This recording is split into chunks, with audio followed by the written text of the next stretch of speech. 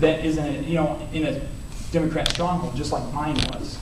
And Chad talked about the money, and it's tough to raise money, especially when you're running against somebody like that. And we decided early on that we were just going to run a grassroots campaign. We knew the party. I had Susan, can you wave? Susan Gittes was my campaign manager then, and she came on board, and she told me, she goes, Kent, you can't count on the party, you can't do this, you can't do that. We're all on our own. I'm like, no, you don't understand. They told me they were going to help me. And I told Susan that early on.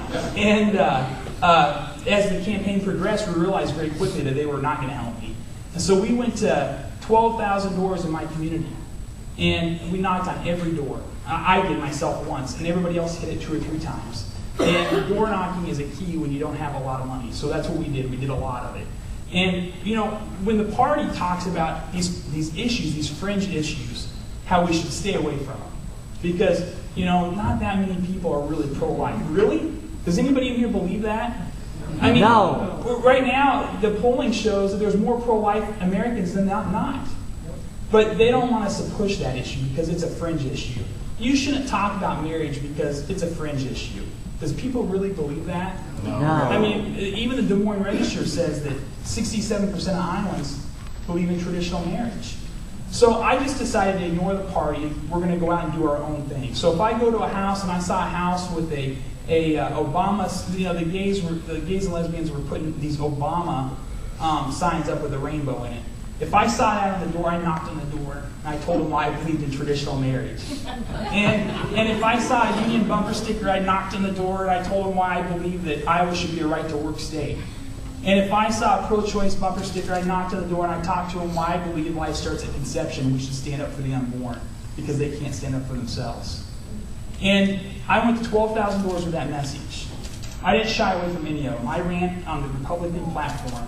I talked about taxes. I talked about spending. Of course I did. Those are important issues too. But I decided that I was going to be a candidate that made the social issues and the fiscal issues equal importance. Because I don't believe you can have one without the other. So I went to 12,000 doors, and on November 4th, we won by 163 votes. In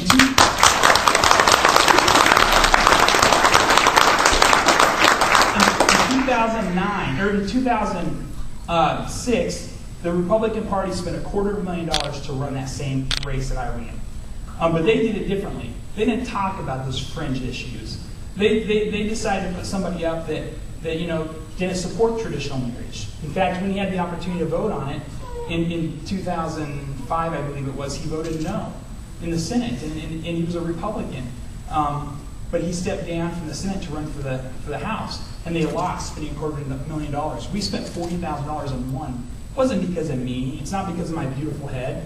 It was because of the message we were speaking. It's shining. It was because of the message we were speaking, and people connected to that. I went to a door, and I knew that I thought for sure there was no way I'm going to win these people over. I remember I knocked on the door, and the guy takes the paper, and he's looking at it, and I thought, I'm connecting with this guy really well. And I'm connecting with him. There's this lady in the background walking back and forth, and she was eyeballing me, and I'm thinking, I'm not connecting with her. and at one point in time, she snaps that paper out of her father's hands, I later find out, and says, so you're a bigot, you hate homosexuals, and you think a woman doesn't have a right to do with her body as she pleases. And I said, no, quite the contrary. I said, I believe that a baby has an opportunity to live, and I said that I don't hate homosexuals, I just don't approve of their behavior. And I said, I love the person, but hate the sin. She goes, do you have a few minutes? And I said, yeah. So she goes, come in and sit down at the table. She hollers down at her husband, who's in the basement, and says, hey, Sam, can you come up here? We have a real doozy. I'm thinking, I'm a doozy. You're living in your dad's basement with your husband.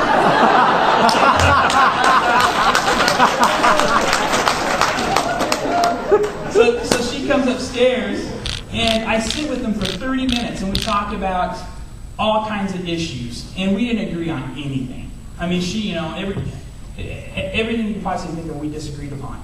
I got up and I said, I got to go on. I said, isn't this a great country we live in?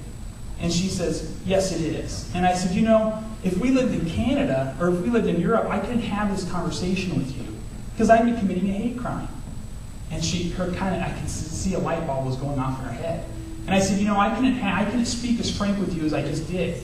And I said, if we let those 7 judges in Polk County decide marriage, it's just a matter of time till the 7 judges in Polk County will decide what we can and can't talk about. And she goes, wow, I never thought of it that way. She goes, will you put a yard sign in my yard? So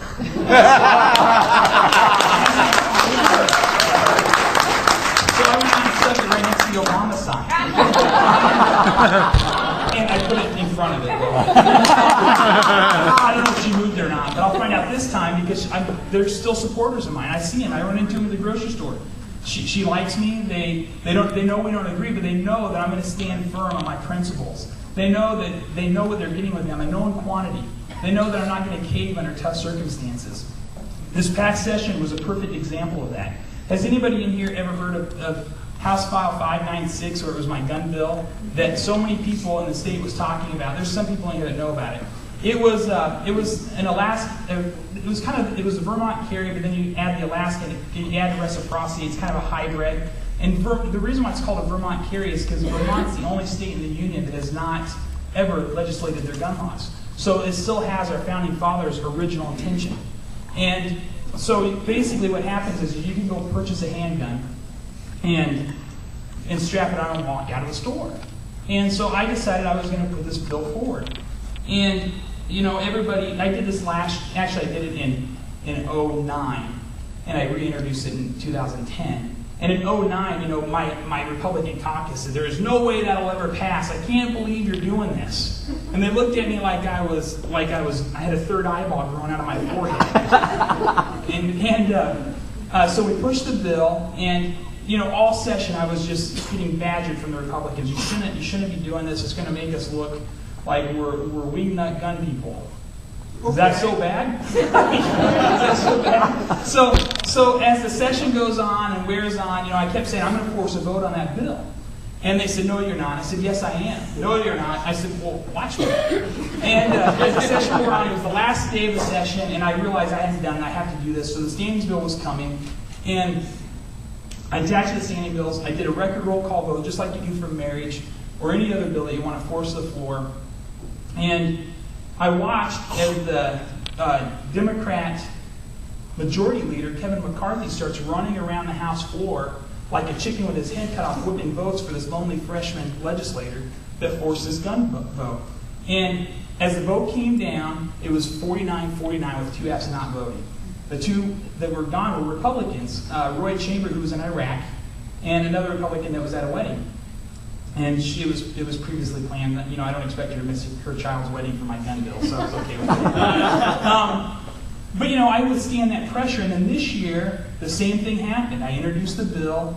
And actually, this is what is amazing. This will give you a taste of what happens at the State House. I forced the vote, and there's a Republican that I serve with that has always been the gun guy. And he walks up to me and he says, wow, Kent, that was amazing. 49-49. I said, that's awesome. What does that tell you? And he goes, you know what it tells me? If we water it down next year, we might pass it. What? I was like, are you kidding me? So this next year, actually during the summer, I get a phone call from somebody that wants me to meet with the NRA, the Majority Leader Kevin McCarthy, and with Iowa Sports Federation. They want to work on a gun bill with me and Kevin McCarthy that would be a compromise gun bill. And I said, okay. I said, I'll work on that, but it's House File 596. That's the compromise gun bill I'm going to pass.